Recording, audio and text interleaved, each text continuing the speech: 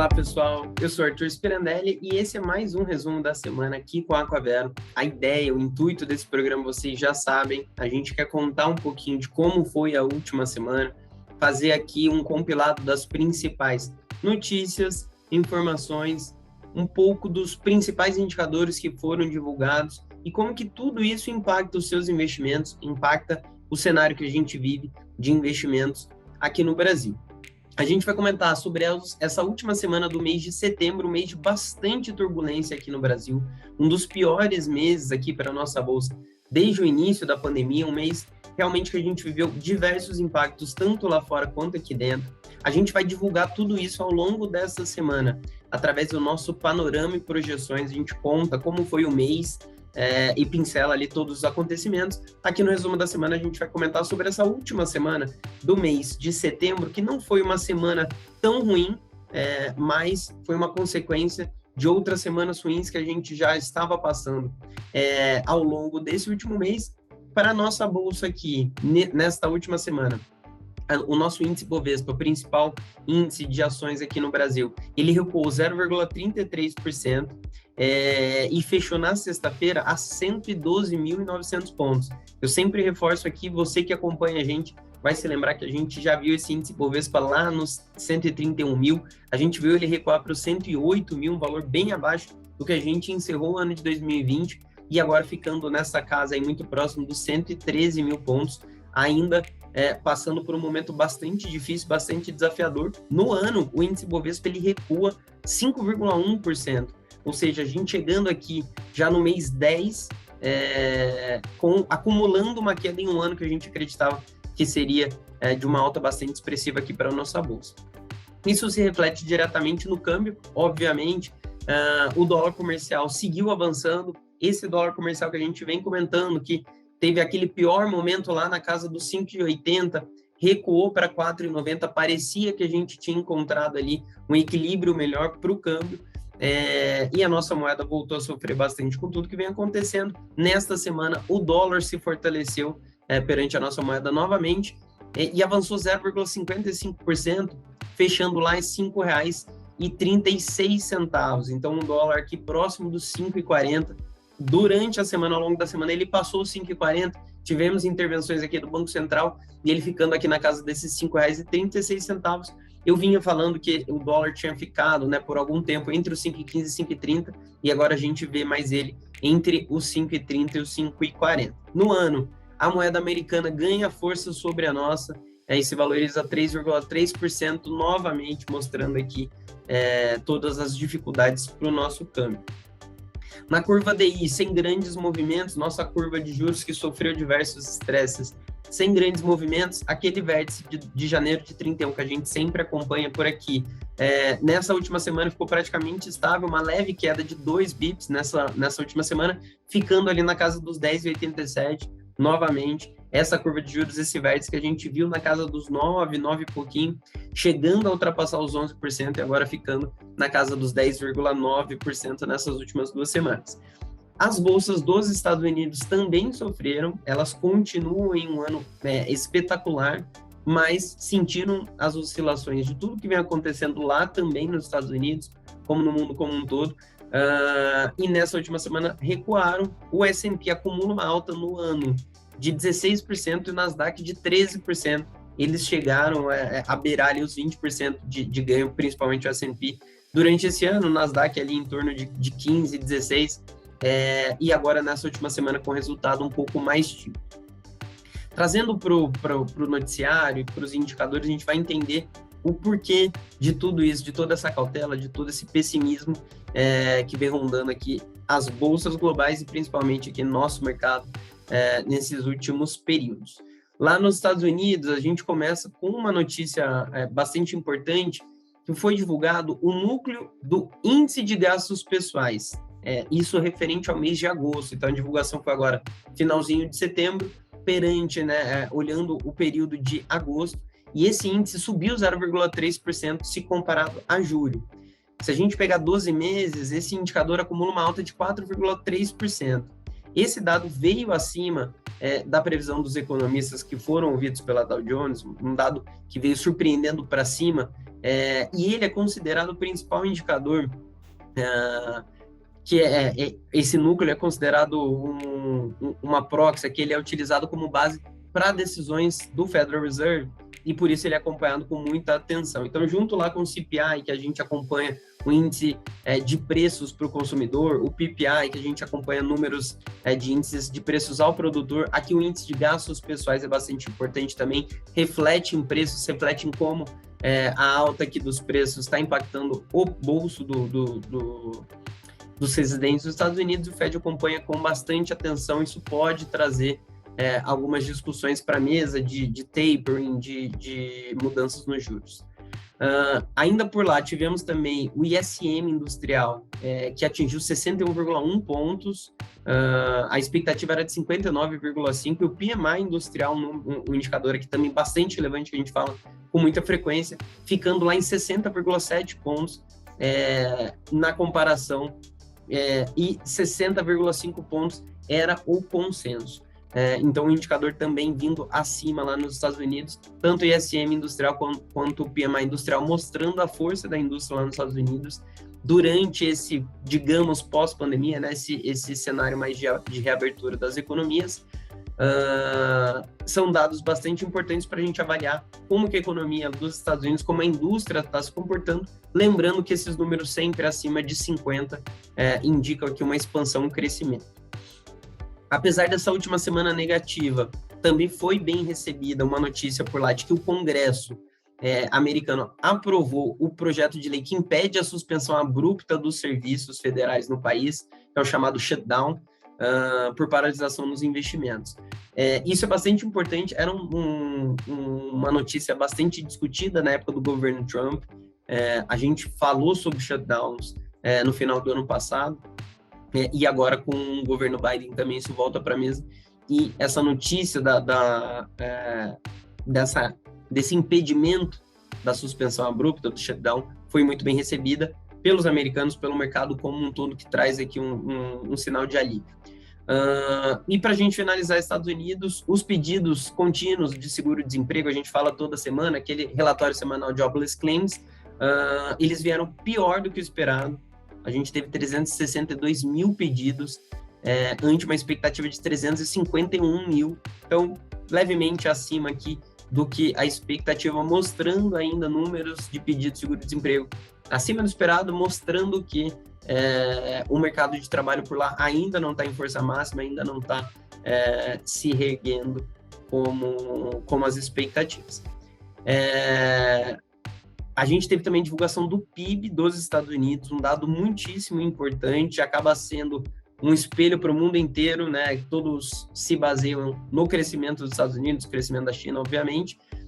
O PIB dos Estados Unidos cresceu uma taxa anualizada de 6,7% no segundo trimestre de 2021. Então, pegando esse segundo trimestre para trás, um crescimento de 6,7%.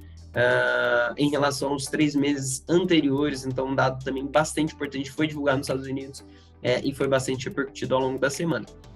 Levando para o velho continente, na zona do euro, a inflação aumentou 3,4% em setembro, essa foi a maior variação em 13 anos lá na zona do euro, mostrando aqui um ritmo de aceleração de preços, né, dessa inflação muito forte por lá, isso que vem sendo sentido mundo afora, exatamente porque nessa volta, agora nessa reabertura, a população vem consumindo mais, a gente tinha uma demanda reprimida que agora ganha força e faz muita pressão nos preços.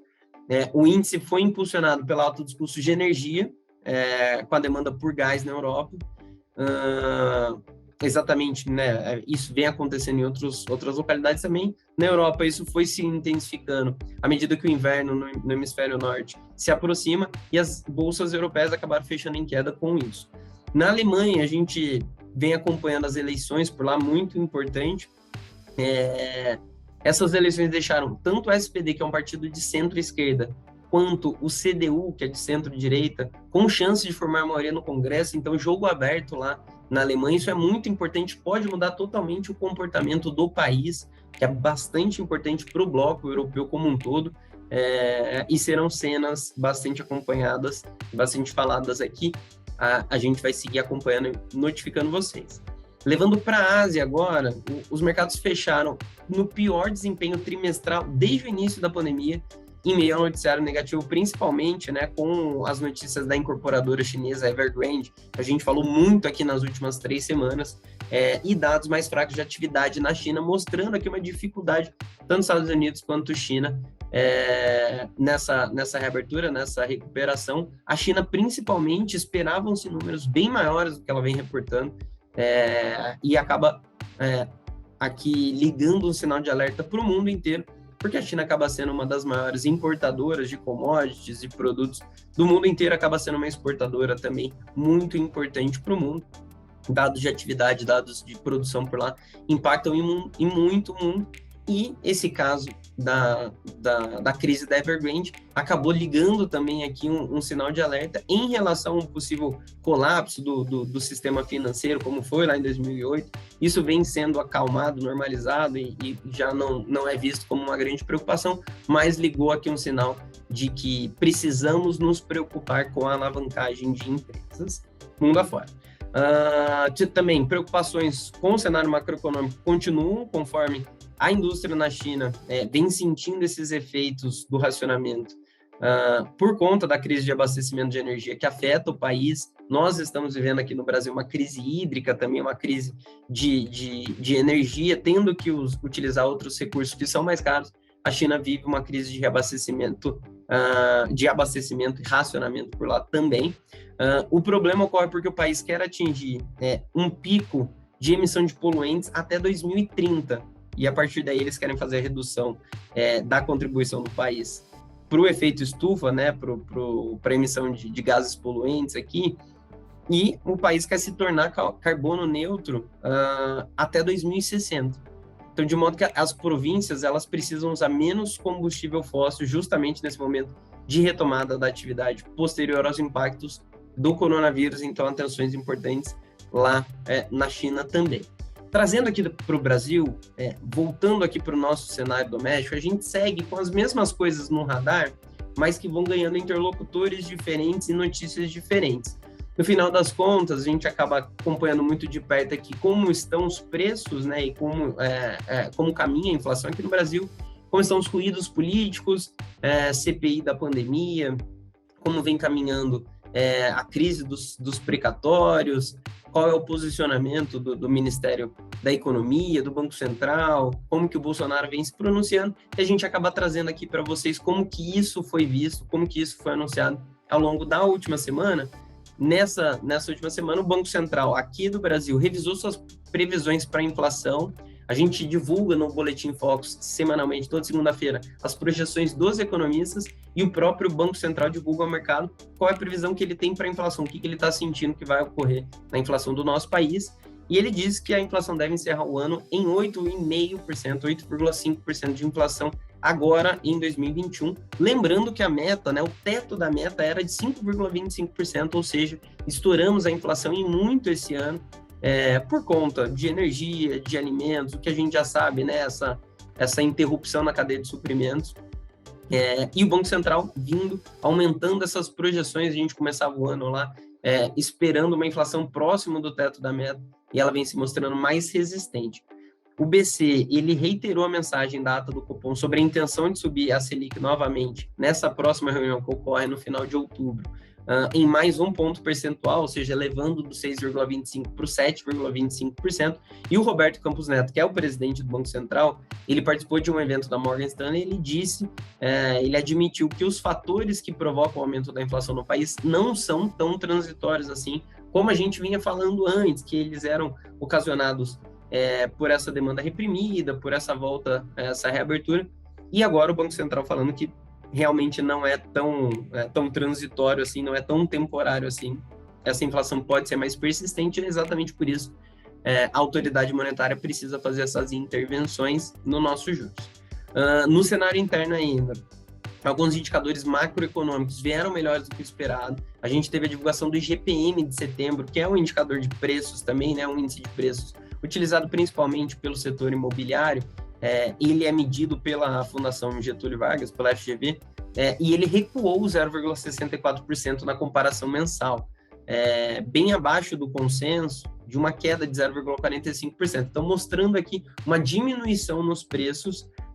Aqui a gente mede preços no atacado, preços de construção, mostrando aqui uma diminuição bastante importante nesse movimento que vinha consistente de alta de preço, esse IGPM sondando a casa dos 30% de alta e mostrando agora um comportamento de preços um pouco melhor.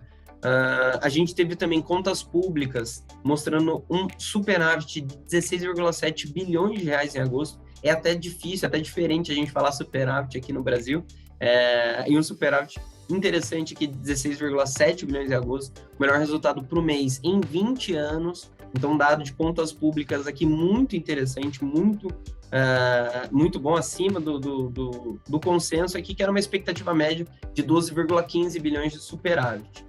Levando aqui para empregos, a gente teve a PNAD contínua, né, a Pesquisa Nacional por Amostra de Domicílios, que mostrou taxa de desocupação de 13,7% no nosso país, no trimestre que foi fechado em julho. Então, a gente não está considerando agosto ainda, mas no semestre fechado em julho, esse dado foi melhor do que a expectativa, que era de 13,9%. A gente tem ficado ali na casa dos 14%, um dado mostrando aqui uma desocupação melhor.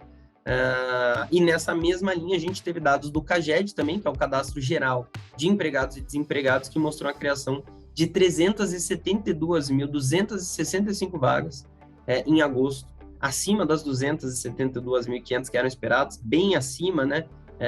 100 mil vagas acima criadas aqui nesse período, e superior à geração de empregos que foi do mesmo mês do ano passado, que tinha sido de 249 mil vagas.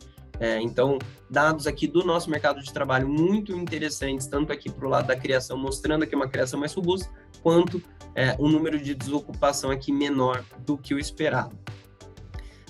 O Paulo Guedes, ele se atrapalhou durante essa semana e acabou anunciando a extensão, uma possível extensão do auxílio emergencial. O mercado já ligou ali o sinal de alerta também, isso não estava previsto, né? Não espera-se uma continuação aqui no auxílio emergencial, e ele voltou atrás um pouco tempo depois.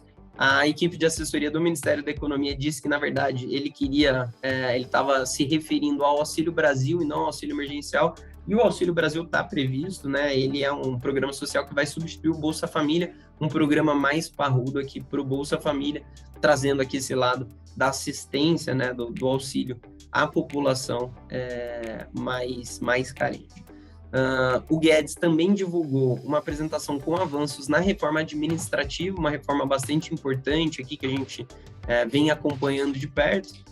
Ela foi aprovada em comissão especial na Câmara dos Deputados, apesar de que contexto desidratado, mas pelo menos ele mostrando aqui um avanço nessa que tem sido uma reforma bastante discutida, com bastante dificuldade de avanço, mas muito aguardada aqui pelo mercado. E ele afirmou também que em 10 a 15 anos é possível que a gente tenha uma moeda única no Mercosul, mas que hoje a América Latina está andando para trás. O mercado financeiro iniciou a semana, lá segunda-feira, a pauta que estava ali na mesa era em torno da Petrobras, preocupações com a Petrobras por falas ali do Bolsonaro, e uma notícia de uma coletiva de imprensa ali da empresa, sobre possíveis mudanças na política de preços, enfim, um pouco de pressão ali na Petrobras. O presidente da companhia, que é o Joaquim Silvio Luna, ele disse que não há nenhuma mudança no radar, que o mercado não precisa se preocupar, não existe esse desejo na empresa de mudar a política de preços. Bolsonaro voltou a falar sobre a empresa, sobre possibilidade de utilização ali de dividendos da Petrobras para a redução dos preços. São cenas que a gente vai continuar acompanhando. O governo se mostrou aqui, né, bastante interessado em intervir no preço do combustível, que realmente tem pesado muito no bolso do consumidor. E, por fim, atenções também para a PEC dos precatórios. A gente caminha junto aqui com a questão dos preços dos combustíveis. Serão as prioridades do presidente da Câmara, Arthur Lira, nessas próximas semanas lá na Câmara, para as discussões, para votações, deixando aqui a reforma administrativa um pouco de lado, como a gente falou, vem sofrendo bastante dificuldade aqui. segundo o jornal Valor. Para essa próxima semana, alguns dados, indicadores aqui no radar, principalmente lá no exterior, no cenário internacional, a gente tem aqui como destaques os dados de atividade nos Estados Unidos e na Europa, com a divulgação dos PMIs, né, os índices de gerentes de compras e outros indicadores de indústria e varejo, como eu falei, dados de atividade muito importantes nesse momento para a gente avaliar como que a economia tem caminhado nessa reabertura gradual dos mercados. Na China, dados do setor externo e crédito serão termômetros aqui importantes da atividade no país após restrições severas para conter o avanço dos casos de Covid-19, que voltaram a aparecer por lá. Então, é importante para a gente entender esse momento da China junto com os outros dados que já foram divulgados.